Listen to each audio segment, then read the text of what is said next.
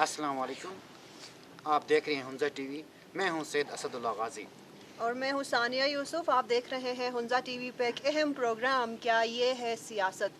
नाजरीन, मैं एक स्टूडेंट हूँ, एक लेक्चरर भी हूँ और मैंने सियासत भी पढ़ी है।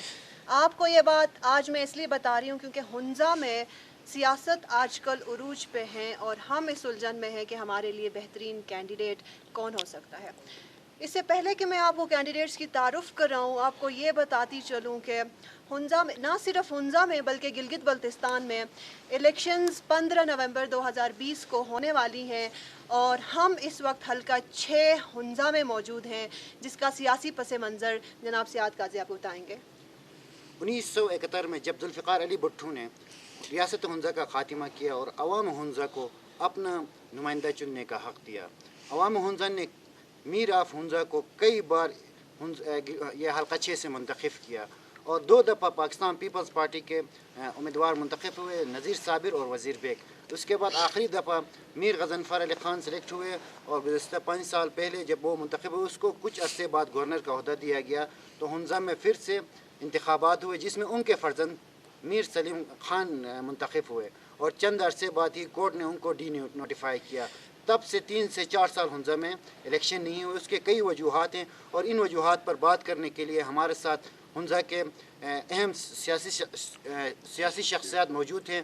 पाकिस्तान मुस्लिम लीग नून से जनाब रेहान शाह टिकट होल्डर हैं पाकिस्तान मुस्लिम लीग नून के, और जनाब इम्तियाज़ गिलगिती टूरिस्ट फोकल पर्सन हैं और ये इंतखाबात से पहले पाकिस्तान तहरीक इंसाफ के फोकल पर्सन भी थे। नाजरीन, मैं आपको ये भी बताती चलूँ कि हुंजा गिलगित बल्तिस्तान का सबसे बड़ा ज़िला है, लेकिन हमें सिर्फ एक नशस्त मिलती रही है जबकि हमारी 3 नशस्तें बनती हैं।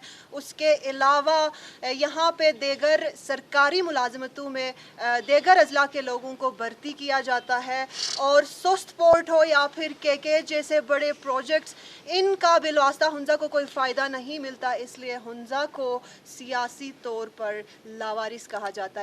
इन मसाइल पे हम गुफ्तगू करेंगे और हुंजा की देगर और चीज़ों पे हम गुफ्तगू करेंगे हमारे बहुत ही मुअज़्ज़िज़ और मोहतरम मेहमानों से। उससे पहले रेहान शाह साहब, वेलकम हमारे प्रोग्राम में। आप मुस्लिम लीग नून के उम्मीदवार हैं, नामजद उम्मीदवार है हल्का 6 से। आप मुझे इसको आपकी बार आपको मीर फैमिली से हट के टिकट मिला, जिस पे मुबारकबाद।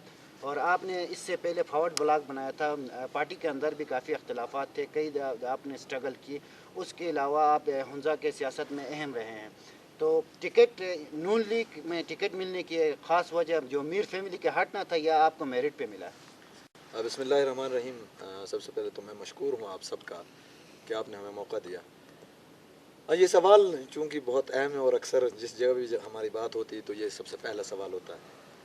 देखिए, पाकिस्तान मुस्लिम लीग नून हो या पाकिस्तान मुस्लिम लीग से वाबस्ता दूसरे नाम, अमूमी तौर पर यहाँ हुंजा में जब भी इंतखाबात हुए उसमें हमारे मीर गज़नफ़र अली ख़ान और उनके इमीडिएट फैमिली घर के लोगों के अंदर ये सियासत हो रही है। और ये पहली दफ़ा हुआ, आप सही कह रहे हैं कि पहली दफ़ा हुआ है कि मीर के फैमिली से बाहर यानी महल से बाहर ये टिकट आया है।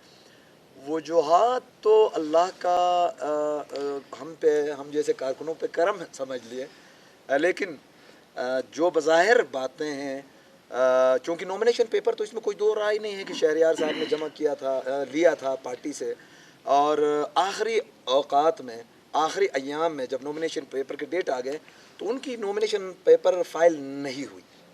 इसके वजूहात बहुत सारे हो सकते हैं, उस पर हमारे बहुत सारे दोस्तों की मुख्तलिफ राय है।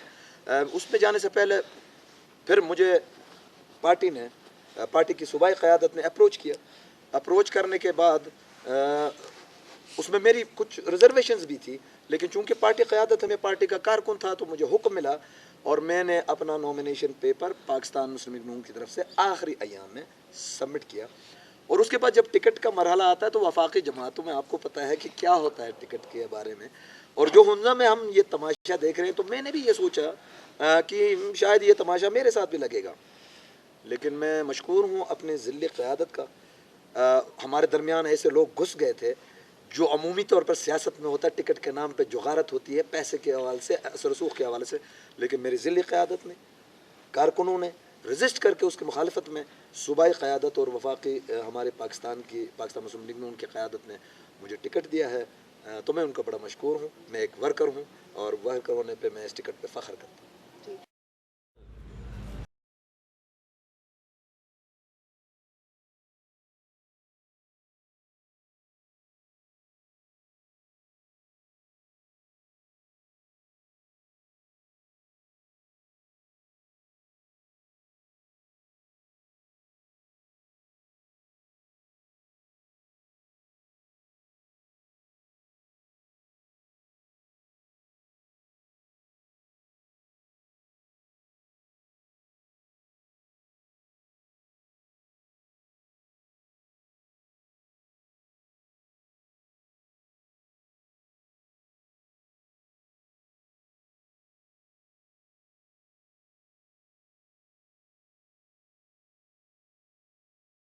آئی ویلکم یو ہیئر کہ آپ مسٹ وزٹ کریں اور ہمارے ساتھ جو ہے نا ڈسکشن کریں, ایک انٹلیکچوئل ڈسکشن کریں, اور ہم آپ کو سمجھائیں گے, بتائیں گے کہ یار یہ ہم نے کیوں اس طرح کا ڈیزائن کیا ہے اپنا کیمپین آفس. ہمارے یہاں پہ بریانی چائے نہیں چلتی, صرف یہ جو ہم نے ٹیبلز لگائے ہوئے ہیں یہ انٹلیکچوئل ڈبیٹ کے لیے بنائے ہوئے ہیں فار ہنزا.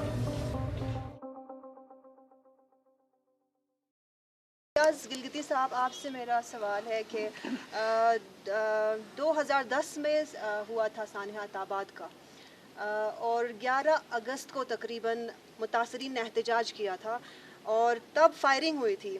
باپ بیٹا جان بحق ہوئے تھے. ظاہر سی بات ہے خون بہا, ریئیکشن ہو جانی تھی. اس وقت ہنزا کے کچھ نوجوانوں نے سرکاری عمارتوں کو نظر آتش کیا. اس وقت کی حکومت پیپلز پارٹی کی تھی اور جناب وزیر بیک ہوتے تھے, اسمبلی میں اسپیکر ہوتے تھے. انہوں نے ہنزا کی عوام سے یہ معاہدہ کیا تھا کہ ان نوجوانوں کے ساتھ ان پر کوئی ایلیگیشنز نہیں آئیں گی, لیکن اس کا برعکس ہوا. کیوں ہوا؟ پہلا سوال آپ سے یہ ہے. اور دوسرا سوال آپ سے یہ ہے کہ اس وقت ہمیں سیاست میں یا ایز سچ کوئی سیاستدان وزیر بیگ کے علاوہ آن دا اسکرین نظر نہیں آیا. اب جب آسرین کی فیملیز آئیں, روڈ پہ نکلی, تب سب کو سیاست یاد آ گیا. آپ کہاں تھے تب؟ دیکھیے سانحہ آباد جو ہے نا, آج بھی ہم بالکل شوق مناتے ہیں. ایک ایسا دن ہمارا مقرر ہے جو جس ڈیٹ پہ یہ واقع ہوا تھا. میں نے تو گلگت بلتستان کے گلیوں سے لے کے جہاں تک میری رسائی تھی, نیشنل اسکرین سے لے کر لوکل کیبل تک, میں نے سانحہ آباد کے جو متاثرین ہیں یا جو اسیران ہیں جو جیل میں سزائیں جو کاٹ رہے ہیں, ان کے لیے میں نے بڑی آواز بلند کی ہے. سوال تو ان سے یہ بنتا ہے جو یہاں پہ ہنزا قوم نے جن لوگوں کو ووٹ دیا تھا بڑا بھاری مینڈیٹ سے, وہ تو بالکل خردبین میں نظر ہی نہیں آئے.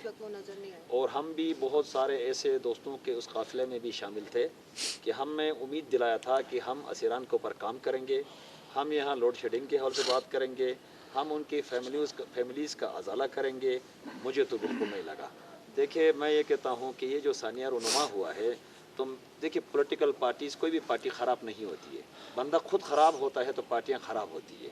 سب سے پہلے تو وہ لوگوں کو یہ سمجھنا چاہیے پولیٹیکل پارٹیز کے لوگ کہیں نہ کہیں کسی کے دکھ میں سکھ میں عوام کے کہیں نہ کہیں کام آتے ہیں. لیکن یہ جو پیراشوٹر ٹائپ کے جب لوگ آتے ہیں, یہ بیوروکریٹ اسٹائل کے جو لوگ آتے ہیں, جن کو یہ وابستگی جب ان کو ہونے تک جب 10-15 سال کے ایکسپیرینس کی ان کو ضرورت ہوتی ہے, تو ایسے لوگوں کے ہم انتخاب کرتے ہیں جن کی وجہ سے ہمیں یہ سننے کو بھی پڑتا ہے عوام میں اور ہم دیکھ بھی رہے ہوتے ہیں. دیکھیے یہ علی آباد میں جو سانحہ رونما ہوا ہے اس کے بڑے وجوہات ہیں, اس گہرائی پہ ہم جانا نہیں چاہتے ہیں. موجودہ حکومت جو ہے, دیکھیے حکومت جس کسی کی بھی ہو, جیسے کل میں علی آباد کا واقعہ بتاؤں گا تو پچھلا 2010 کا واقعہ آپ کے سامنے آئے گا. کل علی آباد میں کیا ہوا ہے مجھے یہ بتائیں. میں خود وہاں موجود تھا, بغیر کسی سے پوچھے, بغیر کوئی پرمیشن لیے لوگ جو ہے نا دور دراز علاقوں سے آ کے وہاں سودا کر رہے ہیں. کوئی بیماری میں مبتلا ہے, لا کے ایک کنٹینر اس طرف لگایا ایک اس طرف لگایا, تو لوگ پریشان ہو گئے. پتہ نہیں یہ کیا قیامت ہونے جا رہی ہے, کیا یہ سوٹ کر رہا تھا. اسی طریقے سے دیکھیں مس بہیو یا مس انڈرسٹینڈنگ کی وجہ سے سانحہ رونما ہوتے ہیں. تو علی آباد میں بھی اس طرح کا ایک سانحہ رونما ہوا اور آ کے وہ پارٹی پہ اوپر گرا جو پارٹی جس وقت کی حکومت تھی. میں یہ سمجھتا ہوں کہ یہ جو دفعہ کی بات کر رہے ہیں, ایٹ اے اس نے لگا, ایٹ اے اس نے لگا. دیکھیے ایٹ اے جو ہے کوئی چھوٹے دفعہ نہیں ہے. ایٹ اے جو ہے آدمی کے زندگی کو خاتمے والا یہ جو دفعہ لگتے ہیں, یہ ان کے اوپر لگتے ہیں جو اینٹی ایلیمنٹس, اینٹی پاکستانی یا اینٹی اسٹیٹ جو کام کرتے ہیں ان کے اوپر یہ لگاتے ہیں. لیکن سانحہ علی آباد کا جو واقعہ ہے, یہ ایٹ اے والا دہشت گردی والا مقدمات نہیں ہے. دیکھیں گلگت بلتستان کے اندر عدالتوں کو جلایا گیا, گلگت بلتستان کے اندر سکولوں کو جلایا گیا, لیکن آج وہ دندناتے ہوئے آپ حیران ہو جائیں گے. ان میں سے اس زمانے میں سے آج تک دیکھیں گے تو کوئی 21 گریڈ کا آفیسر ہے کوئی جو ہے نا اسپیکر رہا, کوئی اسمبلی کا ممبر رہا, کوئی بہت بڑا بزنس مین رہا, مگر ہنزا والا جو ہے اس کو مینیج نہیں کر سکے. جن لوگوں کو کمیٹی بنائی گئی تھی وہ کمیٹی مینیج نہیں کر پائی کہ ہم اس کا کریں کیا. دیکھیے اس وقت وہ کمیٹی اگر یہ سمجھتی کہ ٹھیک ہے یہ ہمارے بچے ہیں, ہم آپس میں کمپرومائز کراتے ہیں, ان کا جی کوئی بھی بات ہوتی ہے. اسٹیٹ کے اندر بہت ساری چیزیں ہوتی ہے. بلوچستان کا مثال آپ کے سامنے ہے, سندھ کے اندر ایسے بہت سارے واقعات آپ کے سامنے ہیں, پنجاب, جنوبی پنجاب کے اندر ایسے بڑے واقعات آ گئے وہ سامنے ہیں, مگر بغیر انویسٹیگیٹ کیے جو دفعات ان کے اوپر لگے ہیں ان کو ہم نے مسترد پہلے بھی کیے ہیں, ابھی بھی ہم نے کیا ہے.